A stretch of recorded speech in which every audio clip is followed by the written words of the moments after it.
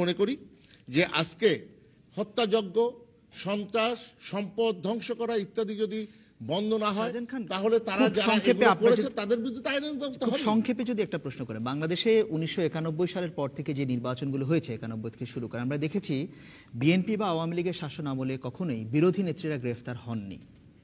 এখন কি এই দুটো দলের এখন কি সে সম্ভাবনা তৈরি হয়েছে? আপনারা কেন সম্ভাবনার কথা ভাবছেন? যেহেতু সংসদে এসেছে কোন সিদ্ধান্ত ভাবছেন কেন এগুলো? যেহেতু বক্তব্য এসেছে সেই জন্য। সেটা হলো যে আপনি যেটা বলেছেন যে এগুলো দিয়ে ওনাকে সাবধান করা হচ্ছে যে আপনি এগুলো বন্ধ করেন, না হলে একটা পরিস্থিতি সৃষ্টি হতেই পারে। ধন্যবাদ আপনাকে। দেখি একজন দর্শক মাঝখানে একজন হাত তুলেছেন, একজন নারী। হ্যাঁ, মাঝখানে। আমরা শুধু হরতাল আর অবরোধকেই দেখতেছি, কিন্তু একজন বিরোধী দলীয় নেত্রীকে কোনো প্রকার স্বাধীনতা দেওয়া হচ্ছে না। তার গেটে কার্যালয়ের সামনে তালা দেওয়া হচ্ছে, তার ইটের ট্রাক, বালুর ট্রাক রাখা হচ্ছে কেন? মহাসমাবেশের সময় বাইরে থেকে কোনো বাস আসতে পারে না, কোনো লঞ্চ আসতে পারে না। এটা কোনো বিরোধী দলীয় নেত্রীর স্বাধীনতা হইতে পারে না। আমরা শুধু হরতাল অবরোধ কেন দেখবো? এর পিছনে কি অন্য কারো কি কোনোই দায়ী না? শুধু আমরা কেন বেগম খালেদা জিয়াকে দায়ী? আপনার কাছে কি মনে হয় যে শাহজাহান খান বলছিলেন যারা হরতাল অবরোধ দেখেছে দায়টা তাদেরই থাকে, যেহেতু ওই কর্ম থাকবে? আমরা যে দেখতে পারি বিশ্বজিতের সময় চাপাতি দিয়ে মারছে কারা? ওটা আওয়ামী লীগের ছিল, জগন্নাথের ছাত্র ছিল।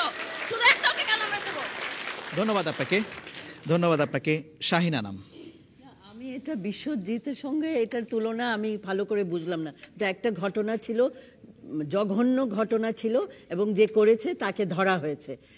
আজকে 34 জন মারা গেছে বোমা নিক্ষেপে, এবং মারা যাচ্ছে, এবং আরো হাসপাতালে অনেকেই আছে যারা মারা হয়তো যাবে, ক্রিটিক্যাল অবস্থায় আছে। এটার সঙ্গে বিশ্বজিতের কোনো তুলনা হয় না।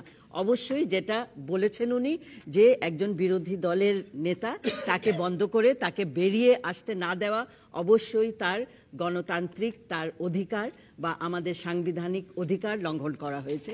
এটা কিন্তু ধন্যবাদ আপনাকে। জেনারেল মাহবুব, শাহজাহান খান বললেন যে এটা একটা ধরনের ওয়ার্নিং যে বক্তব্যগুলো এসেছে খালেদা জিয়ার প্রতি, যদি পরিস্থিতি হইতেও পারে যদি এভাবে চলে। না, আমি এইভাবে বলতে চাই, আমরা এই সংকটের মর্মমূলে যাচ্ছি না কেন? সংকটের মর্মমূল যেটা হচ্ছে যে গণতন্ত্রের হত্যা করা হয়েছে 5ই জানুয়ারি গত বছরে। এখানে বাক স্বাধীনতা নেই, সমাবেশ করার স্বাধীনতা নেই, কণ্ঠরোধ হচ্ছে, মিডিয়াকে গ্যাগ করা হচ্ছে, এবং এই যে জানমালের ক্ষতি যেটা বলছি সেটা তো সরকার